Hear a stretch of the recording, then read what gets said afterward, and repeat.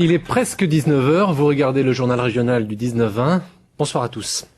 À la une ce soir, un serpent de mer qui va le rester.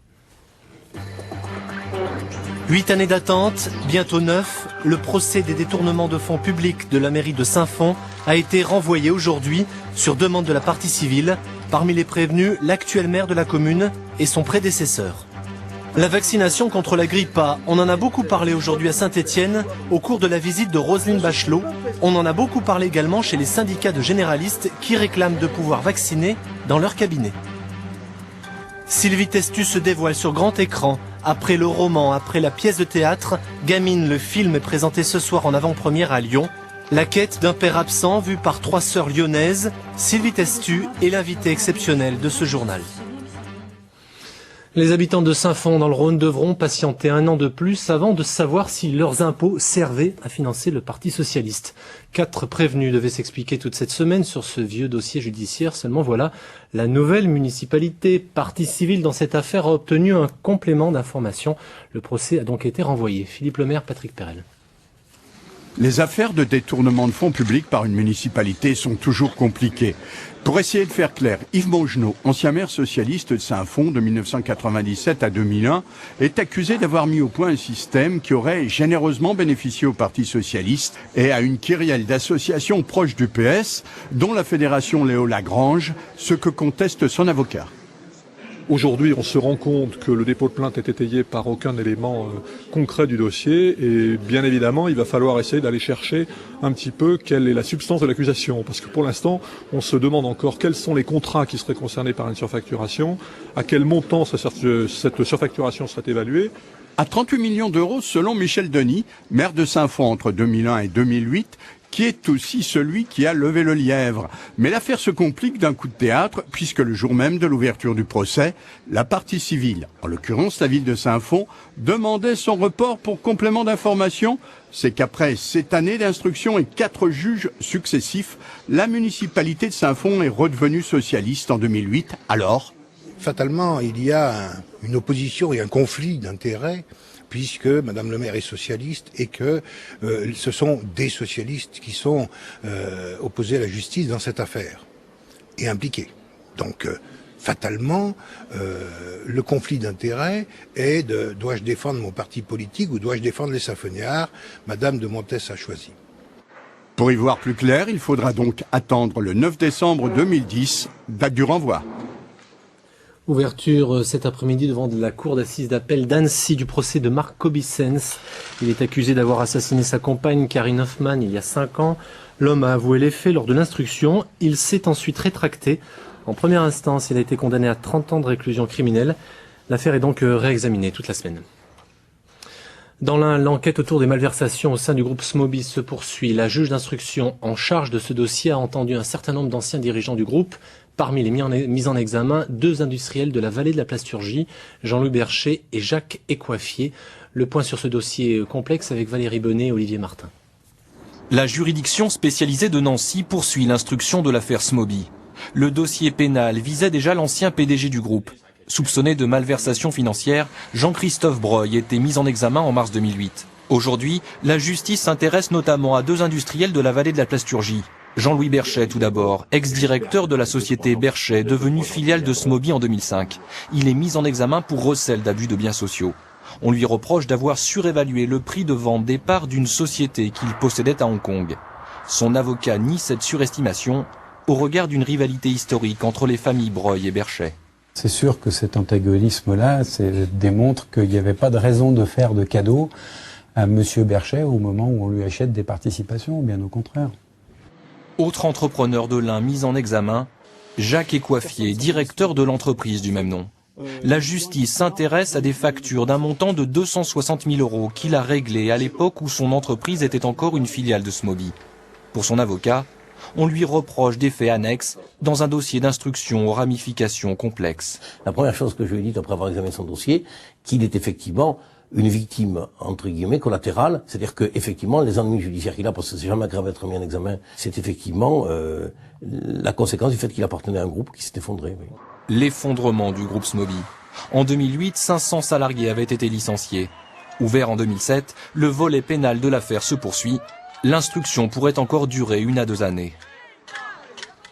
Les chiffres du chômage dans la région, toujours orientés à la hausse, plus 2,5% en octobre par rapport au mois précédent en Rhône-Alpes. La progression est forte dans les départements de la Drôme, de l'Ain et de l'Ardèche. Sur un an, l'augmentation des demandeurs d'emploi de catégorie A est spectaculaire, plus de 30%. Et cette fois, ce sont les départements de la Haute-Savoie, de l'Ain et du Rhône qui enregistrent les hausses les plus fortes depuis donc octobre 2008. La visite de Roselyne Bachelot à Saint-Étienne, officiellement la ministre de la Santé, participait à un colloque sur l'autonomie de la personne. Bien évidemment, c'est sur la question des ratés dans la campagne de vaccination contre la grippe A que Roselyne Bachelot a dû s'expliquer. Fatima Bouyablan, Delphine Gérard. La Loire ne semble pas connaître de difficultés dans les centres de vaccination, si ce n'est à Bellevue où l'on enregistre en moyenne 1 heure d'attente. La vaccination se passe très bien dans le département. Il y a 10 centres de vaccination. Monsieur le préfet, peut-être pourriez-vous en profiter pour faire le point sur les centres de vaccination. Il n'y a pas de file d'attente dans la Loire. Dans les 9 autres centres, dont 2 encore à Saint-Étienne, il y en a aussi à Feurs, Firminy, Saint-Chamond et Roanne. On a des attentes tout à fait normales et courtes, parce que justement on a fait le choix d'avoir un maillage assez bien réparti des centres dans le département. Mais la campagne de vaccination des écoliers de primaire et secondaire commence aujourd'hui. Des internes en médecine, des médecins du travail et des médecins militaires seront également réquisitionnés pour faire face à une éventuelle affluence. Une décision pour pallier notamment des difficultés du dispositif. Dans certains centres de vaccination, ce qu'on voit et qui nous a posé beaucoup de difficultés, c'est qu'un certain nombre de professionnels qui étaient soit volontaires, soit requis, ne se sont pas présentés alors qu'ils étaient attendus, désorganisant ainsi profondément la structuration et le fonctionnement de ces centres. Toutefois, pour la ministre, les généralistes ne constituent pas une alternative. Par ailleurs, Roselyne Bachelot a tenu à rassurer sur la mutation du virus de la grippe A. Pour elle, le vaccin reste efficace. Vous le savez, Nicolas Sarkozy a demandé aujourd'hui que les centres de vaccination soient ouverts le dimanche et en soirée pour faire face à la forte affluence de ces derniers jours. Dans la Drôme, c'est plutôt le calme, vous allez le voir. Nos reporters Aude Henry et Stéphane Yvon ont également rencontré un syndicat de généralistes. Ils demandent à pouvoir vacciner en cabinet afin de combattre l'épidémie plus rapidement. Le centre de vaccination vient d'ouvrir ses portes. Il va falloir gérer un flot d'une 50aine de personnes. Entre l'accueil, le questionnaire, l'entrevue avec le médecin et la vaccination en elle-même, il faut compter une petite heure d'attente. Ici, à Valence et dans la Drôme en général, les centres ne sont pas débordés. Du coup, l'idée d'une possible vaccination chez son médecin traitant séduit, mais elle n'est pas franchement revendiquée. Si on vient un petit peu à l'avance et tout, ça va s'organiser, mais c'est un peu plus intime chez un médecin quand même. Ça aurait été plus pratique, quoi. Ça évite de se déplacer, quoi. Mais bon, là, c'est bien passé. Il n'y a pas trop d'attente, c'est bon. Ça aurait changé quelque chose si vous aviez pu vous faire vacciner chez votre médecin à vous, votre médecin traitant, votre médecin généraliste? Ouais, je pense, ouais. Déjà, on a confiance en la personne, donc forcément, c'est plus évident. Et puis, il y a quand même moins de monde. Peu de monde, effectivement, dans ce cabinet médical. Ce généraliste compte pourtant une nouvelle suspicion de grippe A parmi ses patients et il aurait bien voulu leur proposer le vaccin. Nous demandons de participer à l'effort de vaccination de la population pour qu'il soit plus rapide et plus efficace. C'est tout. Que certaines personnes aient plus confiance dans leur médecin traitant que dans les centres de vaccination, c'est quelque chose qui est une réalité. Et donc il faut qu'on réponde à cette demande de la population de se faire vacciner chez les médecins traitants. Ils profiteront d'une consultation chez nous, comme on en fait tous les jours, pour se faire vacciner. Il n'y aura pas de surcoût pour l'assurance maladie. Chaque jour, ils sont de plus en plus nombreux à se présenter dans les 7 centres de la Drôme. Les vaccinations ont été multipliées par 10 depuis le 12 novembre. Pas de quoi gripper le système actuel. Qui plus est, il y a encore de la marge pour élargir les horaires d'ouverture si nécessaire. En Ardèche, par exemple, 2 centres proposent désormais une demi-journée supplémentaire de vaccination. Et puis j'ajoute que dans la Drôme, 3 écoles maternelles vont fermer. École maternelle Baillet et Berthelot à Valence, la maternelle Jean Moulin à Portelet-Valence, et puis une fermeture également en Ardèche à Saint-Joseph de la Levade, c'est dans le sud Ardèche. Il est 19h09, restez avec nous pour la deuxième partie du journal régional. Nous allons parler des élections régionales avec la présentation aujourd'hui des têtes de liste de la majorité présidentielle. À noter le retour de 2 anciens millonistes et un absent, l'ex-maire de Saint-Étienne, Michel Thiollière. Avant-première ce soir à Lyon de Gamine, un long métrage d'Éléonore Fauché tiré du roman autobiographique de Sylvie Testu qui joue dans ce film, j'ose dire, son propre rôle. La comédienne de la Croix-Rousse est avec moi, vous la voyez sur ce plateau, vous l'entendrez dans un instant. Mais d'abord, beaucoup de réactions dans le monde après le vote massif des Suisses qui ont dit non à la construction de minarets dans leur pays. En France, c'est un tollé, à l'exception du Front National. Question en ligne recevait aujourd'hui Kamel Kaptan, le directeur de la mosquée de Lyon. Il réclame, lui, une prise de position, je vais y arriver, une prise de position de toutes les religions concernées. On l'écoute. Une mosquée qui n'a pas de minaret fonctionne aussi bien qu'une mosquée qui en a. Simplement, moi, ce que je crains, comme vous le disiez tout à l'heure, c'est que cette situation de la Suisse puisse avoir des conséquences ou puisse avoir des réactions ici en France. Et ça, c'est ce qui m'inquiète. Alors vous dites que vous appelez, vous le dites dans un communiqué que vous avez publié hier soir, j'appelle à une réaction de tous les musulmans. Non. Quel type de... J'appelle... Ce que vous avez marqué dans votre communiqué. Non, attendez, le communiqué a été tronqué. J'appelle à la réaction de tous les musulmans, de fidèles des autres religions et aux démocrates. Je ne dis pas simplement, je ne fais pas un appel au djihad comme certains sont en train de le penser. J'appelle les fidèles musulmans, j'appelle les fidèles des autres religions et j'appelle les démocrates à réagir. Je pense que c'est parce que c'est un combat commun contre l'intolérance que nous sommes en train que je souhaite qu'on mène, parce qu'aujourd'hui nous sommes dans ce cadre-là. Quel type de réaction? Cette réaction, simplement réagir, et c'est ce que nous faisons, par exemple, nous ici à Lyon, nous réfléchissons dans le cadre des relations que nous avons entre les différentes religions, nous puissions réagir ensemble sur un texte commun. Voilà l'intégralité de cette interview, bien sûr, sur Question en ligne, plus 2 reportages de Lina sur la construction de la mosquée de Lyon qui, à l'époque, avait fait polémique. 48 heures après son investiture officielle, Françoise Grossetête a présenté ce matin les têtes de liste de la majorité présidentielle aux élections régionales. Sur 8, on retrouve 3 femmes, seulement 3 sortants et 2 anciens millonistes. Alain Heck, Olivier Denoël. La majorité présidentielle est la première à présenter ses 8 têtes de liste. Et même dans 2 départements, l'Ain et le Rhône, le ticket de tête. Ce n'est pas le cas dans la Loire où Michel Thiollière, l'ancien maire de Saint-Étienne dont le nom avait été avancé, serait recalé. Ce que je souhaite pour cette liste de la Loire, c'est présenter, et d'ailleurs c'est la demande qui m'a été faite par Paris, c'est présenter de nouveaux talents, de nouveaux élus qui puissent se préparer pour les échéances futures. Mais pour l'instant, je n'ai pas de nom particulier à donner. Le renouvellement n'empêche pas le retour de 2 anciens élus millonistes en Savoie et en Haute-Savoie. Et l'UMP veut en finir avec les bastions de l'opposition. Les régions actuellement tenues par l'opposition sont de véritables baronnies et effectuent un véritable contre-pouvoir, et ce qui ne va pas du tout dans l'intérêt des Français. La droite s'engage à ne pas augmenter les impôts régionaux pendant 4 ans et à sabrer dans les dépenses superflues. On a fait un millefeuille régional en plus du millefeuille national depuis que Jean-Jacques Kéran est là, avec des niveaux de collectivités qui se sont démultipliés au niveau local, avec des mini-administrations, dans les antennes départementales, dans les contrats de développement de territoire, où on a mis des animateurs, des locaux, des fonctionnaires supplémentaires, alors que tout cela n'existait pas auparavant, au détriment de l'investissement. Non-remplacement donc d'un fonctionnaire sur 2 partant en retraite et recentrage sur les seules compétences de la région. Dès samedi, les lycées feront l'objet d'une réunion de travail à Tournon. L'ouverture de la campagne d'hiver des Restos du Cœur, ouverture sur fond de crise bien sûr. 100 millions de repas servis l'an dernier en France, plus de 2,5 millions dans le seul département du Rhône, ce qui a représenté une augmentation sur un an de 12,5%. Beaucoup d'incertitudes aujourd'hui sur le financement de cette augmentation des besoins. L'État, par la voix du secrétaire d'État au logement, assure que la demande des associations a été entendue, sans pour autant donner de chiffres précis. Ces images ont été tournées aujourd'hui au siège des Restos du Rhône à Villeurbanne. On parle cinéma à présent avec notre invitée. Elle est lyonnaise de la Croix-Rousse, elle est blonde d'origine italienne et elle est émouvante, je me permets de le dire, dans son dernier film Gamine. Sylvie Testu, bonsoir. Bonsoir. Gamine, c'était votre 3e roman, c'était une pièce de théâtre, désormais c'est un film. Pourquoi ce besoin de retourner dans votre histoire, encore une fois?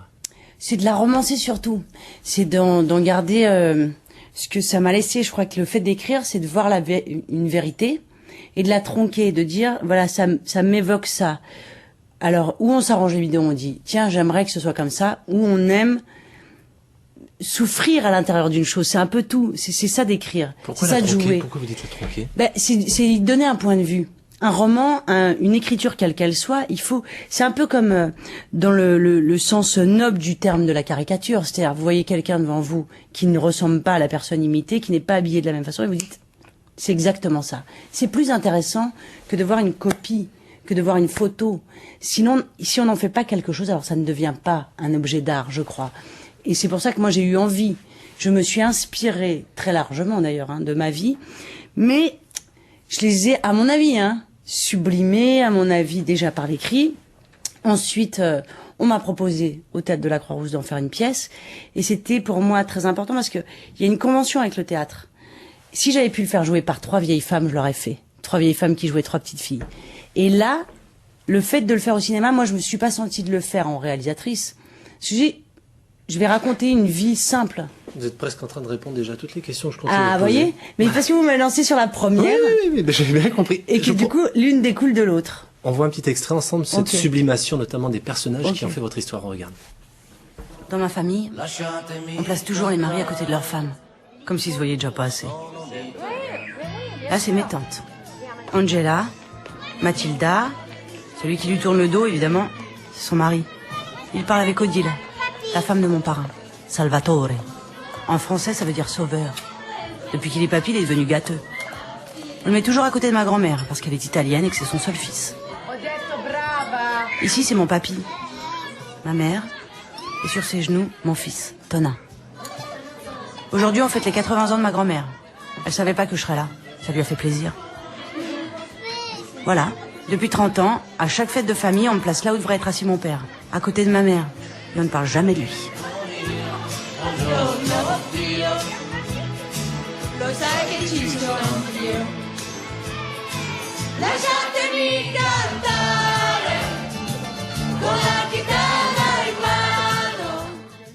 Non, parce que c'est le type d'air qui va rester dans la tête toute la soirée. 3 sœurs, une maman et un père absent qui occupe finalement beaucoup ce presque film. Trop de place. Ouais, en tout cas, mais c'est pas nostalgique pour autant. Il y a énormément de moments de gaieté et de joie de vivre. Il y a une fraîcheur très forte qui règne dans ce film aussi. Je crois qu'elle a réussi son coup là en faisant ce film, Éléonore Fauché, la réalisatrice, parce que je crois qu'elle a tiré tout ce qu'il y avait de plus lumineux, de plus ensoleillé de cette histoire, sans jamais tomber dans une chose qui pourrait être un peu pathos. C'est on peut pleurer sur n'importe quel cas en disant oh les pauvres, elles connaissent pas leur père ou je sais pas quoi. Non, c'est 3 gamines. D'ailleurs. On est parti du livre, mais 3 gamines qui font une petite armée. On dit donc il y a la commandante, il y a le Troufion la dernière, et puis il y a le char d'assaut. Corinne, Georgette et Sibylle que vous interprétez. Voilà. Et en fait, je crois qu'elle a pris toute cette saveur-là d'une petite famille de femmes, puisqu'elles sont 4 filles, qui en fait imaginent la masculinité quelle qu'elle soit. Et donc dans le parrain, le personnage du parrain qui est comme ça, une sorte de sauveur. D'ailleurs, elle l'a appelé Salvatore. Moi, je l'avais pas appelé comme ça dans mon livre. Bien vu quand même. Salvatore, il est tout super et quand quelque chose va mal, il arrive. C'est un fantasme. Je me suis posé une question en voyant votre film sur notamment quand vous pleurez à la fin du film. Et moi personnellement, ça m'a un peu troublé. Je me suis dit, est-ce que vous pleurez là, c'est l'actrice qui pleure ou c'est la fille qui pleure? Vous savez, il y a des moments comme ça où la vie, ça se retrouve ensemble. C'est-à-dire la fiction, la réalité, ça se met ensemble. Et bien ce jour-là, j'allais pas super. Et quand la réalisatrice m'a dit, j'aimerais bien que tu pleures, elle ne savait pas que j'allais pleurer pendant 2 heures, je crois. Ça arrive comme ça. La première fois que ce phénomène-là est arrivé, je suis rentrée chez moi, je dis à la personne qui partage ma vie, je suis un escroc, je crois. Tout le monde va dire, oh là là, elle mérite un César pour ça. Non, j'allais pas bien. Ça peut arriver. Ça se trouve ensemble. J'ai une question personnelle, vous y répondez si vous voulez. Vous connaissez votre papa ou pas? Connaître, vous voulez dire dans le sens connaître. Vous l'avez rencontré? Est-ce que je l'ai identifié? Oui. Oui, d'accord. Et il a lu vos livres, par exemple? Je ne sais pas. Vous savez pas du tout? Je ne sais pas. Je l'ai envoyé. Vous l'avez envoyé? Parce que forcément, quand on vous voit, on pense à vous, quoi. On pense encore une fois à vous. En plus, ça se tourne à la Croix-Rouge. Je précise, ça a été aussi cofinancé par Ronald Cinéma. Mais forcément, il y a tellement de vous qui passent dans cette deuxième partie de film, notamment, que c'est très troublant. Tant mieux. J'en suis ravie. C'est fait pour, parce que je crois que moi, je serais toujours obnubilée par des détails de la vie qui sont vrais. J'inventerai jamais rien. Et je crois que quand il y a un peu d'humanité et un peu de sensibilité là-dessous. Merci Sylvie Testu. On va juste donner une dernière image avant de vous quitter. Alors ça n'a rien à voir, c'est une image de football de l'Olympique Lyonnais puisque vous êtes lyonnaise. Donc on va juste repasser les images du match entre Rennes et l'OL hier soir. L'OL, ça a mal commencé au bout de la 14e minute à but. Et puis enfin l'égalisation juste avant la mi-temps. Signé d'un joueur qu'on appelle Lisandro Lopez, Sylvie Testu. Voilà. Je sais pas si vous aimez le football. Bravo à Lisandro Lopez. Merci beaucoup en tout cas d'être venu sur le plateau de France 3 ce soir. Voilà, écoutez, je vous souhaite une très bonne soirée à tous et puis on se retrouve demain bien sûr à midi. Au revoir. Merci. Encore une fois, je vous ai un peu coupé la parole. La météo sur